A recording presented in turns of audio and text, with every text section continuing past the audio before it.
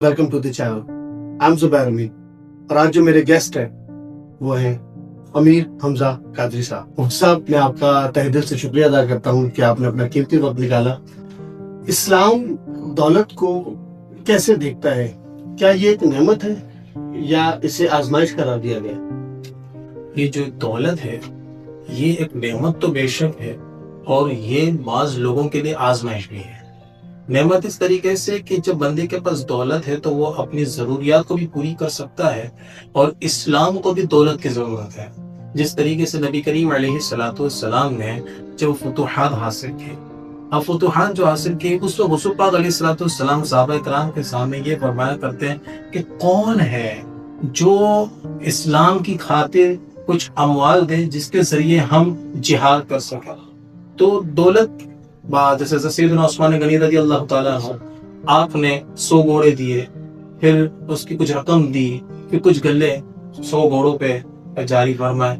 इस तरीके से हुज़ूर पाक ने दोबारा ऐलान फरमाया तो फिर हज़रत उस्मान गनी ने दोबारा 200 घोड़े अता किए साथ उस सामान के साथ, फिर कुछ नक़द वगैरह। फिर हुज़ूर पाक ने दोबारा यही ऐलान किया, फिर हज़रत उस्मान गनी ने 300 घोड़े साथ सामान के साथ दिए। तो ये भी एक दौलत है। तो ये इस्लाम के लिए नेमत थी। अब ये आजमाइश कैसे है? आजमाइश ये है कि एक बंदे के पास भी कुछ रकम है, दूसरे के पास भी कुछ रकम है, यानी दौलत है, और एक जो है दीन की तरफ है तो उसने उससे हलाल तरीके से इस्तेमाल किया, उससे हलाल मकामात पर इस्तेमाल किया। और फिर एक है जो उस दौलत को शराब, दीगर जो नशावर अशिया हैं, फिर दीगर जो फजूलियात हैं, गुनाह की तरफ ले जाने वाले मामलात हैं, तो ऐसों के लिए ये दौलत क्या है? आजमाइश है। तो यानी दौलत दोनों तरह से है। एक तो नेमत तो है, उसका कोई इनकार नहीं, मगर अल्लाह की तरफ से ये इम्तिहान हो जाता है जिसको हम आजमाइश कहते हैं कि अब बंदे पर इम्तिहान है कि वो किस तरफ इस्तेमाल करे। अगर नेक है तो दीन की तरफ, बुरा है तो फिर बुराई की तरफ। तो ये क्या आजमाइश है।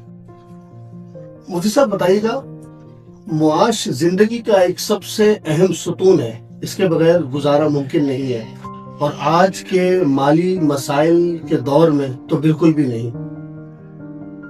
मगर जब हम माजी में 1400 साल पहले देखते हैं तो हमारे नबी सल्लल्लाहु अलैहि वसल्लम ने हिजरत मदीना के बाद जिन मसाइल का हल दिया उसमें से एक अहम मसले का हल मसला मुआश भी था। आज जब हम अपने ज़माने को देखते हैं, हम अपने इर्द गिर्द नवा में देखते हैं, तो पाकिस्तानी मुआशरे के अंदर मुआशी मामलात को डिस्कस नहीं किया जाता। देखें, बेशक ये इस्लाम का एक हिस्सा है मुआशी मामला। जैसे नबी करीम अलैहिस्सलाम ने जब मदीना की तरफ हिजरत फरमाई तो सहाबा कराम भी मौजूद थे। फिर हुज़ूर पाक ने सबसे पहले जो मामला था वो ये किया कि जो सहाबी मक्का से हुज़ूर के साथ आए तो हुज़ूर पाक अलैहिस्सलाम को अल्लाह ताला ने मुख्तार कुल फरमाया। तो हुज़ूर पाक अलैहिस्सलाम अंसार साहबा के सामने हैं जिनके पास जो जायदाद थी उनके 2 हिस्से करवाए। हुज़ूर पाक ने कहा आधा तुम्हारा है तो आधा तुम्हारा इस मुसलमान भाई का, अंसारी भाई का, यानी कि अंसारी से हिस्सा करवाया। तो अंसारी को कहा कि तुम्हारा जो भाई हिजरत करके आया है आधा सामान उसको दे दिया जाए, आधा सालो सामान उसका होता था। फिर इस तरीके से हुज़ूर पाक ने ये इशारा दे दिया कि हर एक के लिए ये जो मुआशी मामला है बहुत ज़रूरी है। अगर ये नहीं होगा तो फिर एक तो खून खराबा हो जाएगा, फिर कोई तहजीब नहीं होगी, हर कोई किसी न किसी को लूट रहा होगा, इस तरीके से मामला चलेंगे। तो ये इस्लाम क्या हर मज़हब के अंदर मुआशी मामले का दर्ज दिया जाता है। चाहे सिख को उठा ले, ईसाई को उठा ले, यहूद कौम को उठा ले, हुनूद को उठा ले, जो भी मज़हब है हर एक के यहाँ पर सबसे पहले यही होता है कि मुआशी मामला दुरुस्त होना चाहिए। अब बात यह है कि हमारे माशरे के अंदर एक तो खुराफात इतने हो गए हैं कि इस तरफ किसी का तवज्जो नहीं होती, और फिर देखा जाए इस्लामिक तौर पर भी जो मिंबर पे बैठने वाले हजरात हैं वो भी वाकई में इस पे तवज्जो नहीं होती। उन पे उनके पास सिर्फ किस्से कहानी रह गई है जो इस तरीके से अवाम उन्नास का टाइम पास किया जाता है। मगर मैं कहता हूँ कि हमारे मिंबरों से, हमारी खानकाहों से इस मुतालिक भी दर्ज दिया जाए कि इस्लामी तरीके से हमें अपने माशी मामला को कैसे दुरुस्त किया जाए, हलाल और हराम की तमीज क्या होनी चाहिए। ये होना चाहिए, इस्लाम ने यही कहा कि तुम्हें दुनिया में जीना है तो हाथ पे हाथ रख कर बैठ कर नहीं जियोगे। तुम्हें अगर जीना है, अपनी सेहत बनानी है तो बाहर निकलो, कुछ कमाओ, और कमा कर अपनी और अपने अहले खाना की सेहत का ख्याल रखो। बंदा बीमार होता है तो बंदा भी दवा तो लेता ही है, तो ये भी मुआशी معاملہ ہے. ہمارے تعلیمی نظام میں بھی اس میں کہیں پر کوئی ایسا فائنینشیل لٹریسی پروگرام نظر نہیں آتا جو ایک طالب علم کو شعور دے سکے. ہم ڈاکٹرز اور انجینئرز تو پیدا کر رہے ہیں مگر بدقسمتی سے ہم فائنینشیلی لٹریٹ لوگ پیدا نہیں کر پا رہے ہیں. ہمارے یہاں یہ ہونا چاہیے تھا کہ اگر بچے کو میتھمیٹک پڑھا رہے بس ایک رسمی فارمولا دے دیا جاتا ہے, وہ نہیں بتاتے کہ اس کو ہم پریکٹیکل لائف میں کیسے استعمال کریں. بالکل پریکٹیکل کس طریقے سے کریں گے. جیسے نبی کریم علیہ الصلوۃ والسلام کی سیرت سے پتہ چلتا ہے کہ حضور پاک بازار جاتے کچھ خریدتے تو حضور پاک علیہ الصلوۃ والسلام ان سے بارگننگ کرتے تھے. صحابی رسول جو سامنے ہوتے تھے ان سے کچھ رقم کم کروا دیتے تھے. تو ہمیں یہ بتانا چاہیے کہ بچوں کو کہ حضور پاک نے یہ عمل کیوں کیا. حضور پاک نے اس طریقے سے بازار میں گئے, یہ خریدا, آپ بھی بڑے ہوں گے, آپ نے بھی جا کر اس طریقے سے خریدنا ہے. تو جب تک ایک ادارے سے بچے کو یہ شعور نہیں دیا جائے گا تو پھر ہمارا معاشرہ کبھی آگے نہیں نکل سکتا. اسلام کے بنیادی پلرز میں سے ایک پلر ہے زکوٰۃ. زکوٰۃ کے پیچھے کیا حکمت ہے اور اس کا معاشرے میں کیا کردار ہے؟ اللہ تبارک تعالیٰ فرماتا ہے وَأَقِیمُوا الصَّلَاةَ وَآتُوا الزَّکَاۃَ, یعنی نماز کے بعد اللہ تعالیٰ نے زکوٰۃ کا ذکر فرمایا. یہ ایک مقام پر نہیں, کئی مقامات پر اللہ تعالیٰ نے قرآن میں فرمایا. اب اللہ تبارک تعالیٰ کی طرف سے احسان دیکھیں کیا ہے کہ 100 میں سے 2.5% جی یعنی 100 میں سے 2.5% ہمیں زکوٰۃ نکالنی ہے, باقی جو ہے وہ ہمارا ہے. اس سے فائدہ کیا ہوگا کہ ہمارے کو عزیز و اقارب ہیں, ہمارے ہمسائے ہیں اور ہمارے ساتھ اس یعنی کہ معاشرے میں رہنے والے جو بھی ہیں مسلمان ہے. بالکل بندہ اگر کنگلا ہے نا, اگر ہم نے اس کو یہ مال دے دیا تو اب اس سے کیا وہ اپنی ضروریات کو پوری کر سکتا ہے کہ وہ پھر یعنی کہ پوری راہ کی طرف نہیں جائے. اگر ہم صحیح زکوٰۃ نکالے نا کہ بندے کے پاس کروڑ روپیہ ہے تو اس کی 2.5 لاکھ روپے زکوٰۃ نکلے گی. اس کے 2.5 لاکھ سے کیا ہوگا کہ جو شرعی فقیر لوگ ہیں ان کی مدد اچھی ہو جائے گی. کوئی اگر اپنے بچے کو ایجوکیشن کی طرف رکھتا ہے, اگر اس کی زکوٰۃ کو اس کے باپ کو دے دی جائے بچے کے, اور وہ باپ زکوٰۃ کو لے کر اس کی زکوٰۃ بھی ادا ہو گئی, پھر وہ اپنے بچے کی ایجوکیشن پہ خرچ کر سکتا ہے کہ اس کا بچہ اچھا پڑھ کے اپنے پاؤں پہ کھڑے ہو کر پورے گھر کو چلا سکتا ہے. یہ اسنیچنگ کیوں ہو رہا ہے کہ اس کا گھر نہیں چل رہا, بالکل وہ غلط طرف آیا. اگر اس کے عزیز و اقارب اگر واقعی میں وہ شرعی فقیر تھا اور اس کو اس کے یعنی زکوٰۃ کے ذریعے تعاون کیا ہوتا تو آج وہ یہ غلط راہ پہ نہیں ہوتا. آج اگر اس کا گھر صحیح چل رہا ہوتا تو آج وہ اس طرف بالکل نہ آئے, ایک زندگی برباد نہ ہوتی. بالکل زندگی برباد کر. ہمارے معاشرے میں لوگ لانگ ٹرم پلاننگ کے بارے میں نہیں سوچتا. آج سے 10 سال بعد 20 سال بعد کو منظر عام پر سامنے رکھ کر نہیں سوچتا. ایک عام فکرہ, ایک عام فہم جملہ سماعت میں آتا ہے کہ ہو جائے گا, دیکھ لیا جائے گا. آپ کیا سمجھتے ہیں جس طرح اس دور میں تیزی سے تبدیلیاں آ رہی ہیں اور دن بدن ایک غریب طبقہ, متوسط طبقے کا شخص مہنگائی کی تلے دبتا جا رہا ہے, ان ساری معاملات کو سامنے رکھتے ہوئے کیا آپ کو نہیں لگتا کہ ایک شخص کو 10 سال 20 سال کی کم از کم پلاننگ کے بارے میں سوچنا چاہیے اپنی آنے والی نسل کو خوشحال دیکھنے کے لیے؟ دیکھیں لانگ ٹائم جو یعنی کہ مائنڈ بنا کے بیٹھے ہوتے ہیں, دیکھیں ایک تو ہوتا ہے توکل علی اللہ, بے شک ہے اس پہ تو کوئی شک نہیں ہے.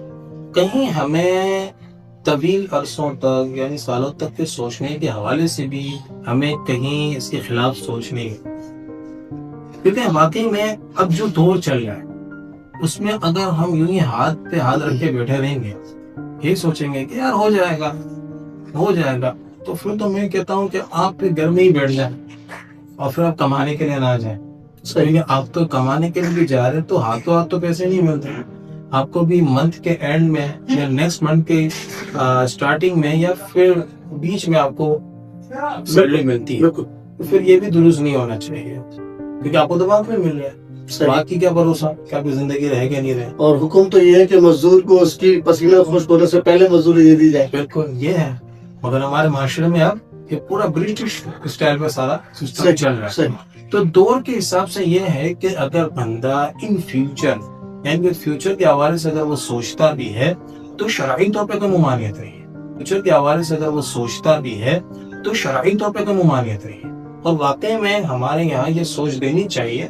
جس طریقے سے ہمارے یہاں پر ایک خلاف سوچ دے دی جاتی ہے، ذخیرہ اندوزی نہیں ہونی چاہیے. ہمارے یہاں یہ سوچ، ذخیرہ اندوزی کا جو معاملہ ہے وہ ایک الگ ہے، اور مائنڈ جو بنانا سوچنا ہے وہ ایک الگ ہے.